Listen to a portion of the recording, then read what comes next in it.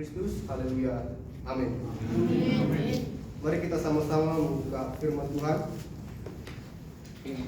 dalam 1 Tawarik pasal 4 ayat yang ke-9 sampai yang ke-10.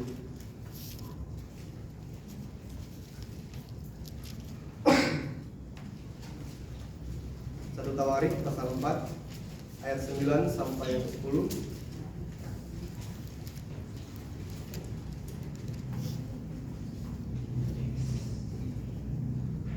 Kita akan membacakannya secara bersama-sama dalam hitungan yang ketiga. 1, 2, 3. Yabes lebih dimuliakan daripada saudara-saudaranya.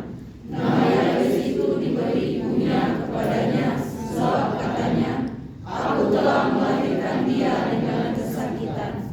Yabes berseru kepada Allah Israel, katanya, kiranya engkau memberkati aku berlimpah-limpah dan memperluas daerahku, dan kiranya tanganmu menyertai aku dan melindungi aku daripada malapetaka, sehingga kesakitan tidak menimpa aku, dan Allah mengabulkan permintaannya itu. Amin. Kita menyanyikan satu pujian yang mengatakan, firman-Mu menjadi terang bagi hidup kami.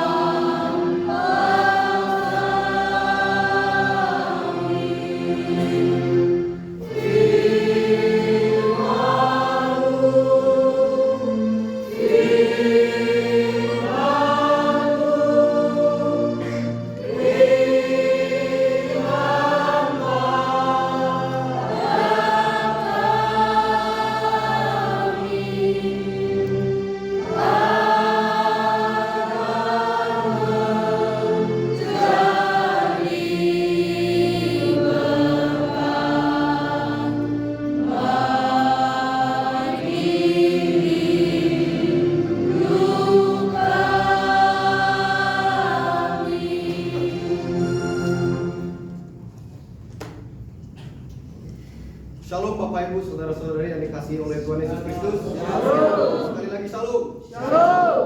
Oke, puji nama Tuhan, pada saat sore hari ini kita masih bisa bersama-sama berkumpul di tempat ini untuk kita kembali mendengarkan kebenaran firman Tuhan. Nah, saudara-saudari yang terkasih, dalam hidup kita seringkali dalam hidup kita pastinya dalam hidup kita pastinya kita sering berkomunikasi dengan orang lain, benar? Nah, selain kita berkomunikasi dengan orang lain, kita juga perlu berkomunikasi dengan Tuhan. Nah, bagaimana cara kita berkomunikasi dengan Tuhan? Pastinya dengan doa. Nah, pada saat hari ini kita akan membahas salah satu tokoh dalam Alkitab, di mana tokoh ini memohon berkat kepada Tuhan dan Tuhan mengabulkannya. Langsung saja, pada saat sore hari ini tema yang akan kita bahas adalah doa Yabes.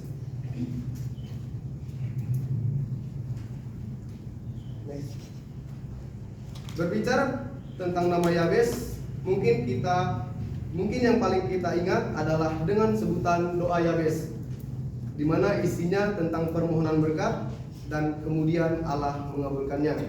Nah, yang sering kita ingat ketika kita mendengar kata Yabes adalah nyanyian doa Yabes yang sering kita nyanyikan pada saat pengakhiran dari setiap ibadah. Nah, namun siapakah Yabes itu? Yabes disebutkan sebagai keturunan Yehuda, salah satu dari 12 suku Israel. Nama Yabes hanya ditulis dalam 2 kalimat dan tidak tercatat lagi di kitab manapun selain di kitab yang telah kita baca tadi, yaitu 1 Tawarikh pasal 4 ayat 9 sampai 10. Yabes adalah nama yang diberikan oleh ibunya, yang berarti dia akan berduka atau dia akan sengsara. Ini menunjukkan bahwa kelahiran Yabes penuh dengan kesakitan bagi ibunya. Nah, Yabes seperti yang kita tahu bahwa Yabes ini diberikan nama oleh ibunya, yang berarti dia akan berduka atau dia akan sengsara. Kenapa ibunya memberikan nama tersebut kepada Yabes? Karena pada saat itu ibu Yabes merasakan kesakitan saat ia hendak melahirkan Yabes. Ibunya merasakan kesengsaraan atau merasakan kesakitan saat ia melahirkan Yabes. Nah, seperti yang kita tahu pada dasarnya bahwa ketika orang tua atau khususnya para ibu, ketika ia hendak melahirkan seorang anak, ia pasti akan merasakan kesakitan. Mari kita membuka Kejadian pasal 3 ayat yang ke-16.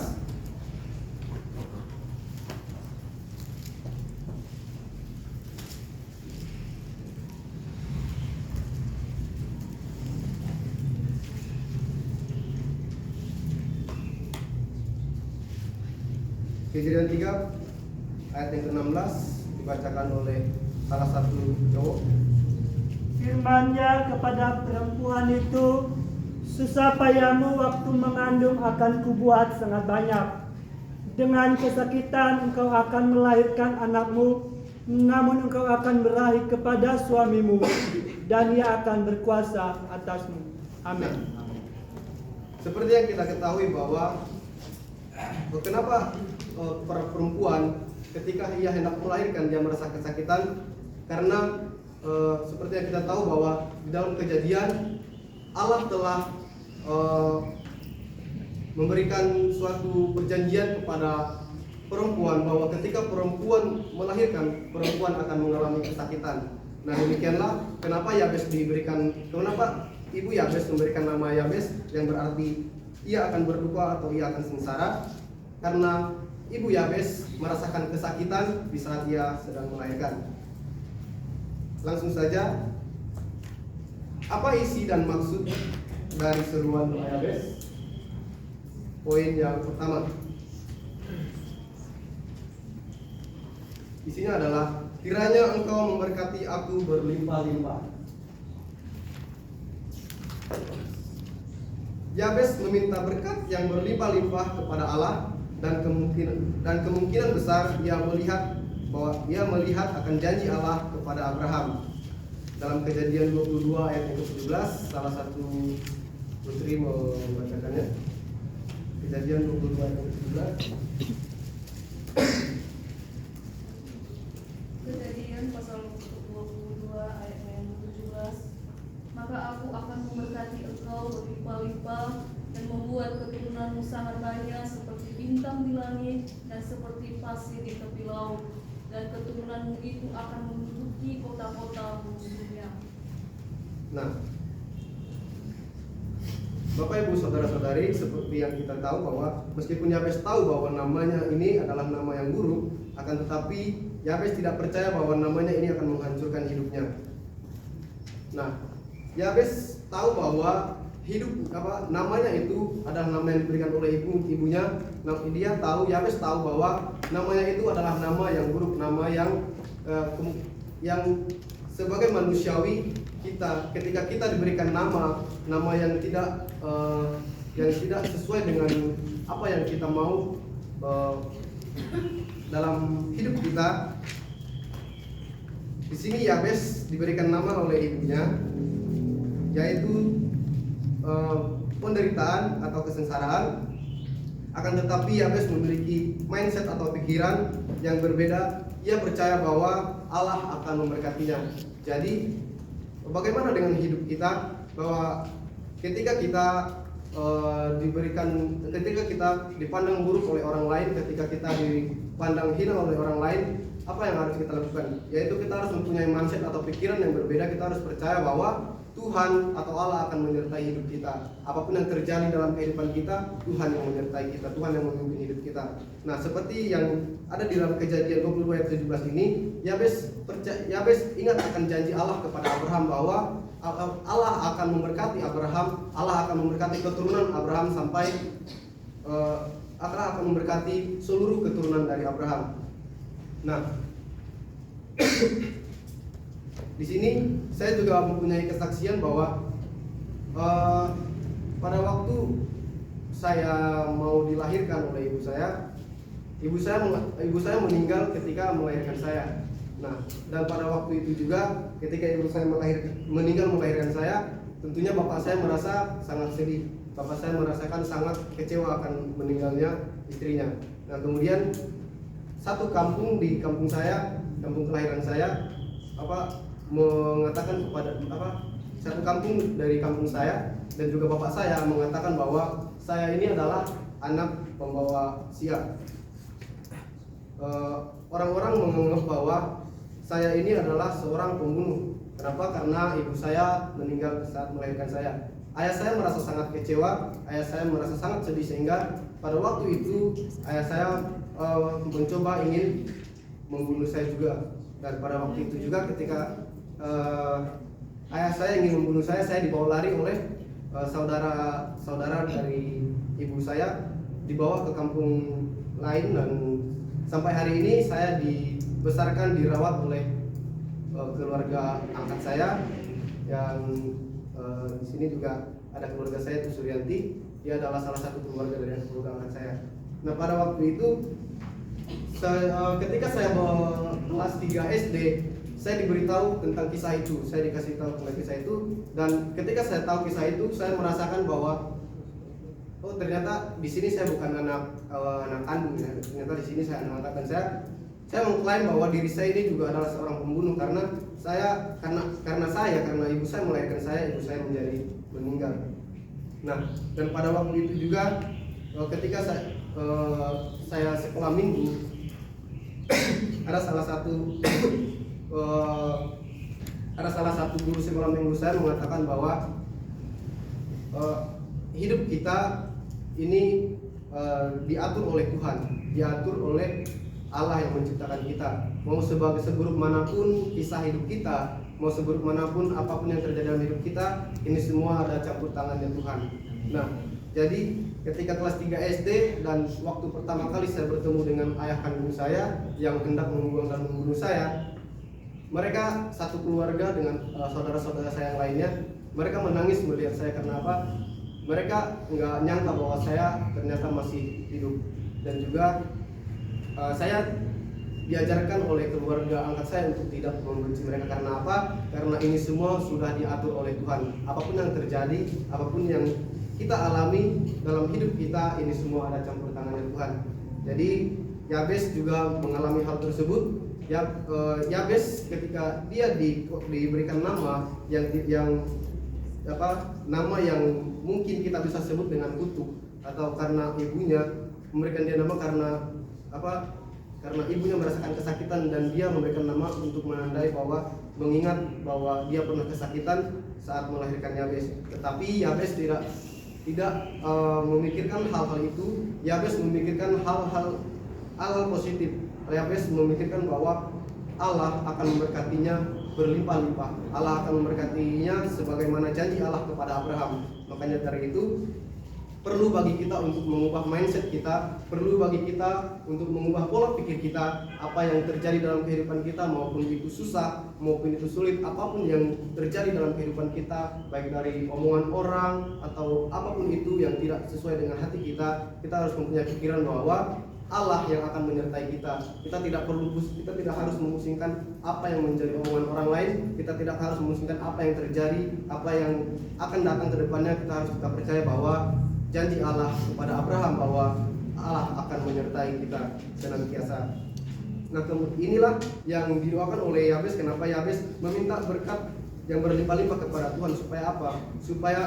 Karena apa? Karena Yabes percaya bahwa Allah yang menyertai hidupnya, bahwa Allah yang memimpin hidupnya, sampai Yabes mengatakan doa ini. Nah, kemudian poin yang kedua, dan memperluas daerahku.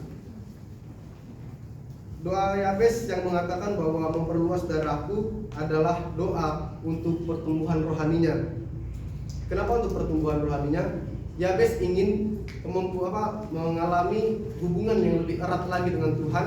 Yabes mau hubungannya dengan Tuhan semakin dekat. Supaya apa? Supaya Yabes ketika mempunyai hubungan yang dekat dengan Tuhan, hubungan yang semakin kuat dengan Tuhan, Yabes mempunyai pengaruh yang positif kepada orang-orang di sekitarnya. Mempunyai pengaruh yang positif dalam hal apa? Dalam hal tindakannya, dalam hal perkataannya, dan dalam hal apapun juga. Supaya apa? Supaya ia menjadi berkat dan juga menjadi berkat bagi orang lain. Nah, Yabes mau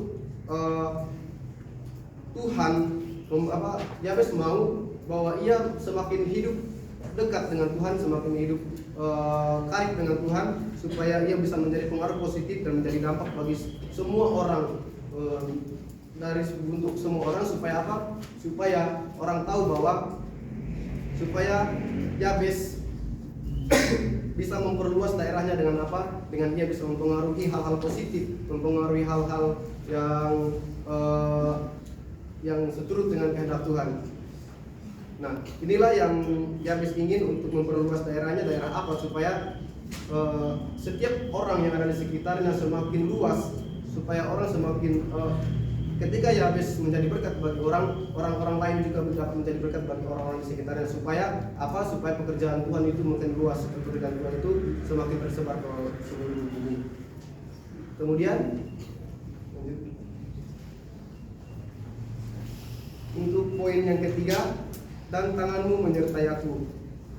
Nah, seperti yang kita tahu bahwa Yabes tahu bahwa hal yang telah ia lalui itu tidak akan terjadi tanpa tangan Allah sendiri yang menyertai dia. Nah, Yabes tahu bahwa semenjak ia di dalam kandungan ibunya dan sampai ia dilahirkan oleh ibunya, ia tahu bahwa semuanya itu ada campur tangannya Tuhan. Semuanya itu Tuhan telah mengatur hidupnya, karena Yabes yakin bahwa hidupnya, bahwa ketika ia dilahirkan Allah telah menyertai dia. Dan juga Yabes tahu bahwa tangan Allah yang memimpin, melindungi, dan menguatkan Yabes. Nah, kenapa Yabes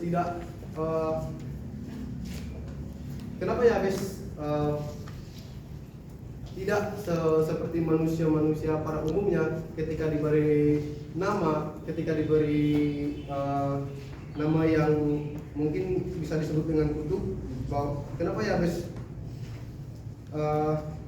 tidak percaya bahwa namanya itu akan berpengaruh dalam hidupnya? Karena Yabes percaya bahwa Tuhanlah yang akan memimpin hidupnya, dan Tuhanlah yang akan memimpin hidupnya sampai Tuhan akan melindungi dia dan menguatkan dia. Nah, dan juga apa yang menjadi penerapannya dalam hidup kita? Ya, meskipun kita meskipun kita mempunyai masalah, meskipun kita dalam pergumulan yang sangat berat pun, kita harus percaya bahwa Tuhan yang memimpin hidup kita, Tuhan yang akan melindungi kita, dan Tuhan yang akan menguatkan kita. Kemudian poin yang keempat, dan melindungi aku daripada malapetaka, sehingga kesakitan tidak menimpa aku. Nah, dalam konteks ini Yabes tidak meminta untuk dibebaskan dari semua kesulitan dalam hidupnya, karena ia mengerti bahwa hidup ini penuh dengan tantangan. Yabes tahu bahwa Yabes tidak meminta kepada Allah untuk Allah menghilangkan masalah, atau Yabes tidak menginginkan Tuhan untuk menghilangkan masalah terjadi dalam hidupnya. Tetapi yang Yabes minta adalah perlindungan dari Tuhan. Yabes meminta supaya Tuhan melindungi dia dari hal-hal yang menyebabkan kerusakan dan penderitaan dalam hidupnya, supaya nama yang diberikan oleh ibunya kepada Yabes tersebut yang adalah penderitaan tidak terjadi dalam hidupnya. Yabes mau Tuhan terus bekerja dalam hidupnya, Tuhan terus melindungi dan menyertai Yabes. Yabes ingin merasakan perlindungan Allah baik secara fisik maupun emosional, sehingga ia dapat menjalani hidup dengan tenang dan damai. Ia percaya bahwa Allah dapat menjaga dan melindunginya dari kejahatan dan penderitaan, sehingga ia bisa fokus untuk melayani Allah dan untuk membangun kehidupan yang bermakna. Nah, di sini Yabes hanya minta kepada Tuhan untuk Tuhan terus melindunginya baik secara fisik maupun emosional, supaya Yabes bisa lebih fokus untuk melayani Tuhan, supaya Yabes bisa lebih fokus untuk hidup, membangun hidup yang lebih bermakna, supaya dia bisa, seperti yang kita ketahui, bahwa supaya dia bisa lebih memperluas lagi kerajaan Allah. Nah, doa Yabes adalah doa yang sangat singkat, akan tetapi ini bukanlah doa yang muncul begitu saja. Kelugasan dan keberanian dari seruan Yabes didasari oleh kedekatan relasi dan pengetahuannya akan janji Allah. Jadi dalam seruan Yabes ini, Yabes didasari oleh kedekatannya dan relasinya dan pengetahuannya akan janji Allah. Tidak ada salahnya untuk kita mengikuti teladan Yabes dalam berdoa, dan tentunya ketika kita berdoa kita harus didasari dengan iman dan pengharapan. Dan yang paling penting, ketika kita ingin menyampaikan sesuatu kepada Tuhan, ketika kita ingin berseru kepada Tuhan, berdoa kepada Tuhan, kita harus hidup berkenan kepada Tuhan. Supaya apa? Supaya ketika kita berseru kepada Tuhan, Tuhan dapat mengabulkannya. Karena sering yang kita keluhkan adalah kita mengeluh, kenapa Tuhan tidak menjawab doa kita, kenapa Tuhan tidak menjawab seruan kita. Karena itu tadi, karena kita tidak hidup berkenan kepada Tuhan. Jadi yang paling terpenting adalah bagaimana Tuhan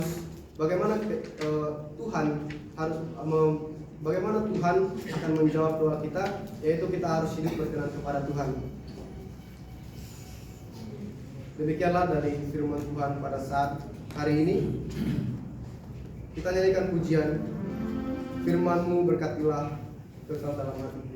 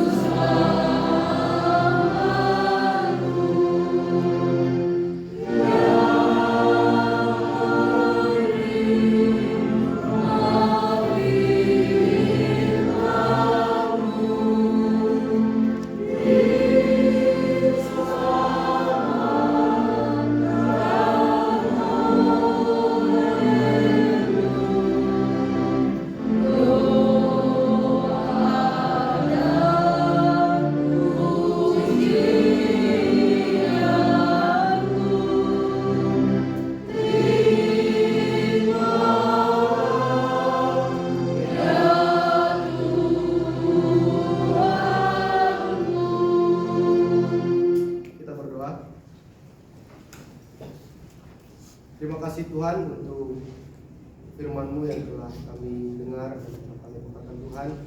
Kiranya firman-Mu ini boleh dapat kami mengerti, dan firman-Mu ini boleh dapat kami tanamkan dalam hidup kami. Memberkati setiap kami Tuhan, berkati juga setiap aktivitas kami yang akan kami lakukan ke depannya. Kami berdoa ucap syukur, ampuni segala dosa dan kesalahan kami. Kami berdoa, haleluya, amin. Amin.